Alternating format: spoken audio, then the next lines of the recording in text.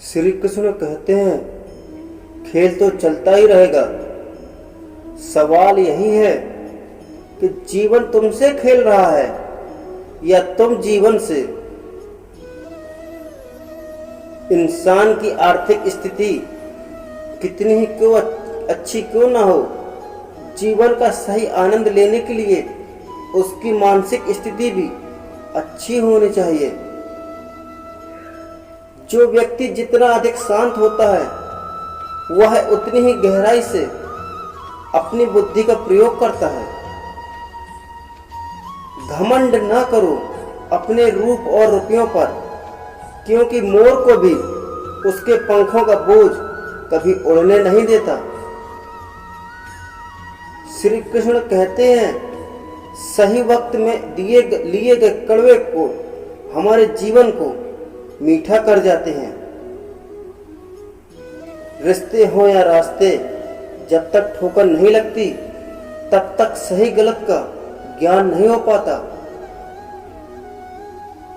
जिंदगी में कभी भी अपने किसी हुनर पर घमंड मत करना, क्योंकि पत्थर जब पानी में गिरता है तो अपने ही वजन से डूब जाता है। बहुत बोलने वाला इंसान अगर चुप हो जाए तो समझ लेना कि चोट बहुत गहरी लगी है। भाग्य का लेखा कोई नहीं छीन सकता। अगर हो विश्वास ऊपर वाले पर तो वो भी मिलेगा जो तेरा हो नहीं सकता। जिसने पहला कदम उठा लिया है वो अंतिम भी उठा लेगा। कठिनाई पहले नहीं है, अंतिम में नहीं। सुबह से शाम तक काम करके आदमी उतना नहीं थकता जितना क्रोध या चिंता में 1 घंटे में थक जाता है। कुदरत के फैसले पर कभी शक मत करना। अगर सजा मिल रही है तो गुनाह भी जरूर हुआ होगा।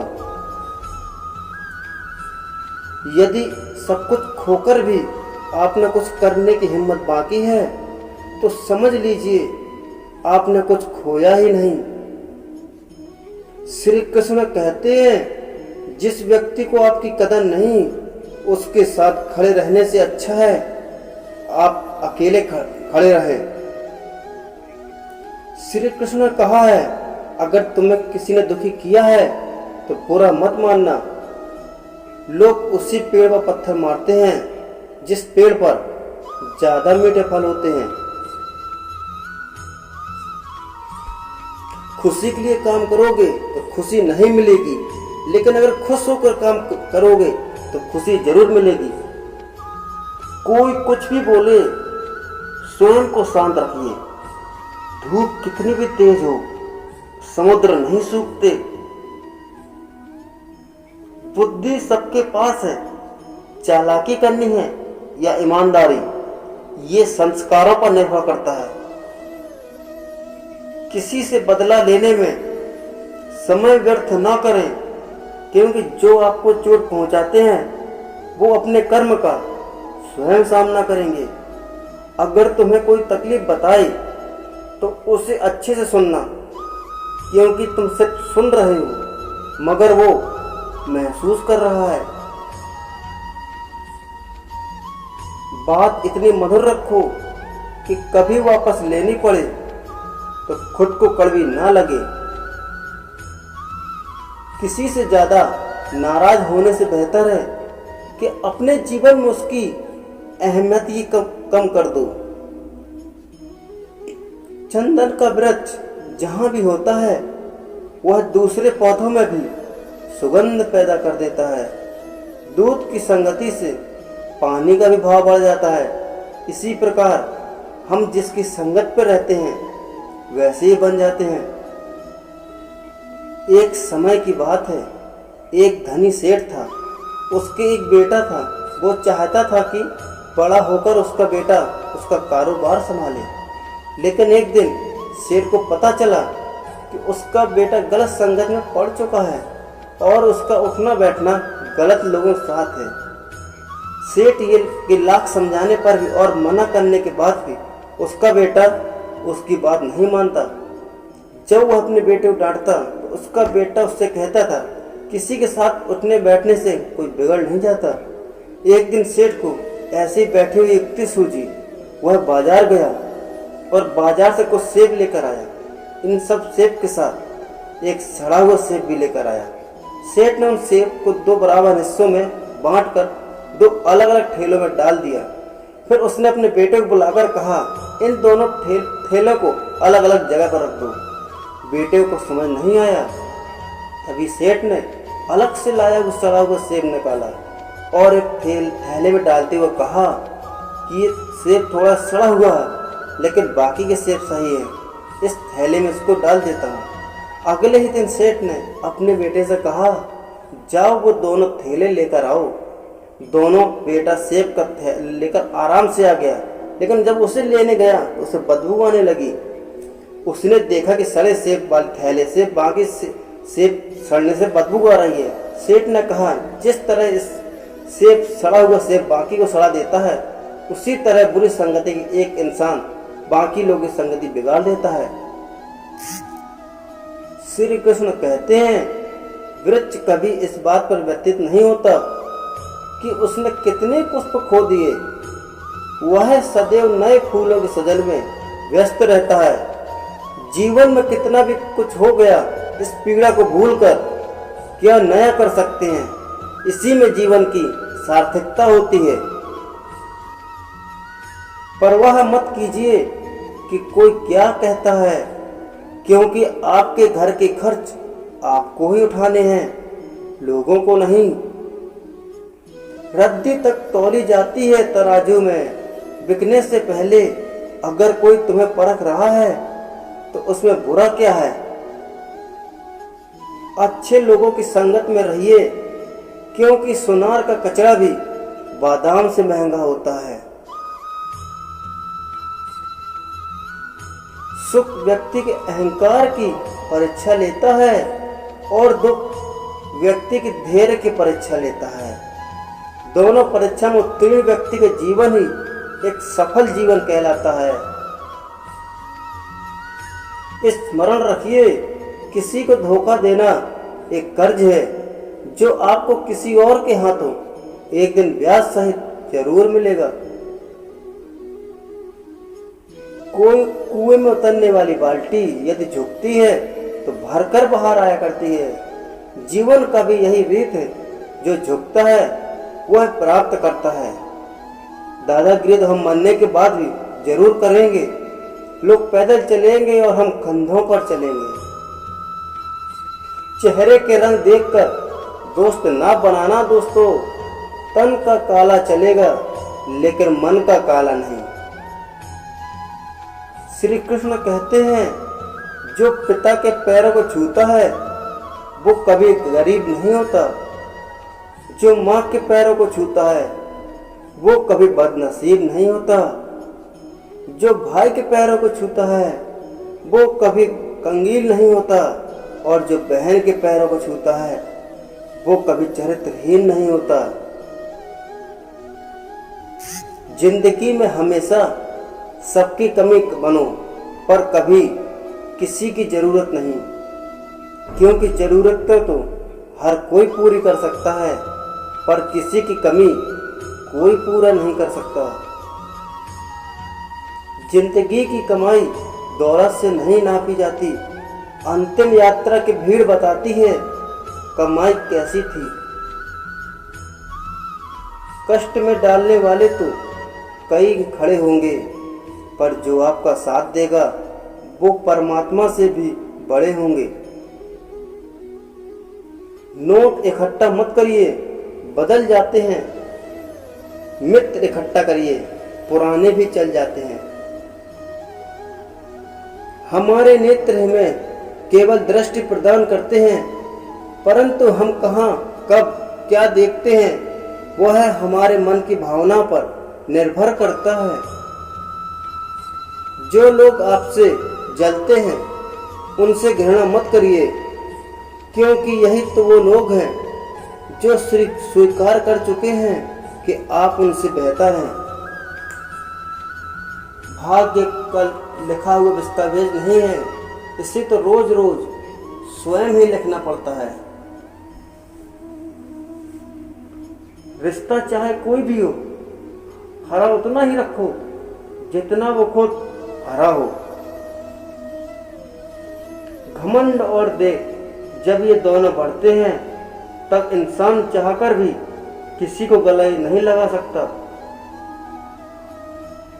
दुनिया में सबसे खुश वो लोग हैं जो ये जान चुके हैं कि दूसरों से किसी भी तरह की उम्मीद करना व्यर्थ है। कुछ लोगों को इज्जत रास नहीं आती, जब तक उन जैसा ना बन जाओ उन्हें समझ ही नहीं आती। कभी टूटते हैं तो कभी बिखरते हैं, ये पत्तियों में इंसान ज्यादा निखरते हैं। मन ऐसा रखो कि किसी को बुरा न लगे, दिल ऐसा रखो कि किसी को दुखी ना करे, रिश्ता ऐसा बनाओ कि उसका अंत ना हो। कोई भी व्यक्ति हमारा मित्र या शत्रु बनकर संसार में नहीं आता। हमारा व्यवहार और छवि लोगों को मित्र और शत्रु बनाते हैं। जिंदगी में एक ही नियम रखो, सीधा बोलो, सच बोलो और मुंह पर बोलो। जो अपने होंगे वो समझ जाएंगे और जो नाम के होंगे वो दूर हो जाएंगे। अपने से ऊपर वालों को देखो तो लगता है कुछ भी नहीं है हमारे पास, अपने से नीचे वालों को देखो तो लगता है बहुत कुछ है हमारे पास।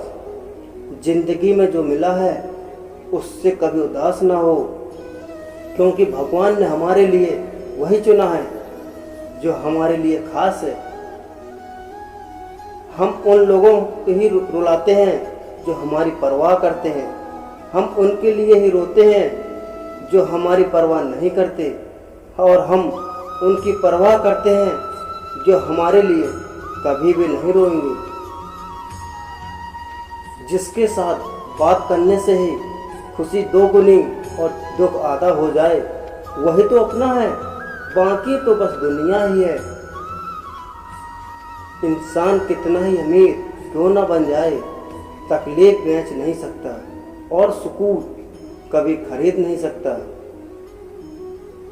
श्री कृष्ण कहते हैं इच्छा पात्र तो भरा जा सकता है परंतु इच्छा पात्र नहीं। यदि आप में संतोष है तो आपके पास परम सुख है। एक बार की बात है, एक राजा अपने देश गए, पड़ोस में सैर के लिए निकला। उसने देखा वहां की धरती बहुत उपजाऊ थी, चारों ओर फसलें थी। राजा मन में सोचने लगा कि कितना अच्छा होता कि यदि वह सुंदर और उपजाऊ क्षेत्र उसके राज्य में होता और वह उसका मालिक होता। उसी देश में एक धनी व्यक्ति रहता था। वह अपने कार्य में इतना अधिक व्यस्त रहता था कि उसे बाहर निकलने और घूमने फिरने की फुर्सत नहीं मिलती थी। उसका लंबा चौड़ा कारोबार था, ढेरों नौकर चाकर थे। वह भी उस दिन सैर करने निकला। वहीं पर एक अत्यंत खूबसूरत महल बना था। धनी व्यक्ति सोचने लगा कि कितना सुंदर महल है, इसके बाहरी खंभे किसी बड़े कलाकार द्वारा बनाए प्रतीत होते हैं। काश ऐसा होता कि यदि वह मकान का मालिक होता। उस महल में एक सुंदर राजकुमारी रहती थी। उस दिन वह महल की खिड़की पर खड़ी हुई थी। तभी घोड़े पर एक सुंदर नौजवान उसने जाता हुआ देखा। राजकुमारी की इच्छा होने लगी, काश उसे भी ऐसा ही प्यारा नौजवान मिलता जिसके साथ वह विवाह करती। महल में एक कुत्ता रहता था। उसने महल के बाहर कुत्तों को सड़क पर दौड़ते हुए देखा। वह सोचने लगा कितना अच्छा होता कि वह भी आजाद होता।